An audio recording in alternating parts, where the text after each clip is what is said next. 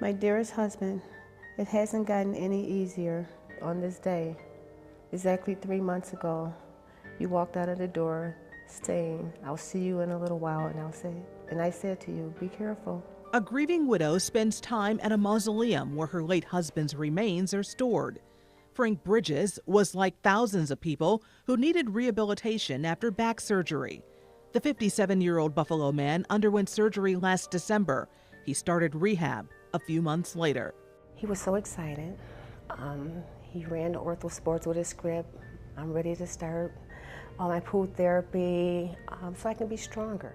Kimberly Bridges clearly recalls her husband's will to feel better, and it was here at Orthosports on Harlem Road in Amherst where he would start pool therapy on the road to feeling well again.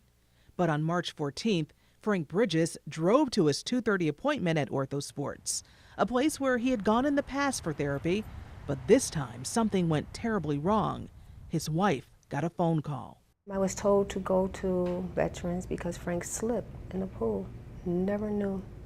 Never knew that next time I saw my husband, he was going to be lifeless. According to Amherst police, Frank Bridges was unresponsive at 2:43 p.m. That's just minutes after his scheduled appointment. When paramedics arrived, CPR was performed. Frank Bridges was rushed to the nearest hospital and pronounced dead at the VA hospital at 3:30 p.m. He drowned. The medical examiner's report confirms Frank Bridges' cause of death was drowning. There was someone in the pool who got out of the pool. He went and got changed, and I guess as he was coming back through, he didn't see my husband, and he looked over, and there he was, submerged in water, and he yelled out for help. The medical examiner's investigation report confirms it and says a physical therapist pulled Bridges from the water. He was unresponsive. The family spoke with patients who were at Orthosports when Bridges was there. I asked the lady that was there to help to get my brother out. She said all he had was his trunks on and his glasses was at the bottom of the pool. These are pictures of the pool used for therapy inside Orthosports on the company's website. But there are many questions, including how did Frank Bridges go to a facility for pool therapy and drown? Was he being supervised? Orthosports has not responded to our request for an interview.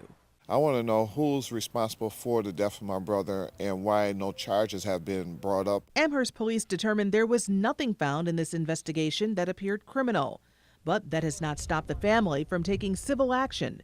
Bridges' widow filed a wrongful death lawsuit against Orthosports. How long was he underwater before someone found him? That we don't know for certain. We believe it was at least 5 minutes. According to the Amherst police report, the physical therapist identified as Donna Gulick went to check on other patients, and when she returned to the pool area, another patient had a panicked look on his face. She jumped in the pool where Bridges was face down in the deep end of the pool, 7 feet deep. Attorney Richard Barnes represents Bridges' widow. Mr. Bridges was on a lot of pain medication as a result of his back surgery. Could the pain medications have contributed in any way to his death? We believe that could possibly be the case. The ME's report says Bridges' cause of death was drowning, but there were contributing factors, including acute combined fentanyl, morphine, and other prescribed drugs. The facility was aware of that. It's why Bridges' sister, an out-of-state physician, points to a lack of supervision. He had no feelings in his feet and his balance was quite off. So he should have had support while he was in the pool.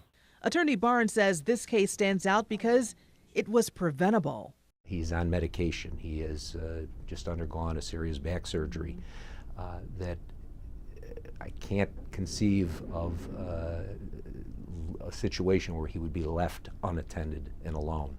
The family reached out to the New York State Education Department's Office of Professional Discipline to investigate. In September, they responded.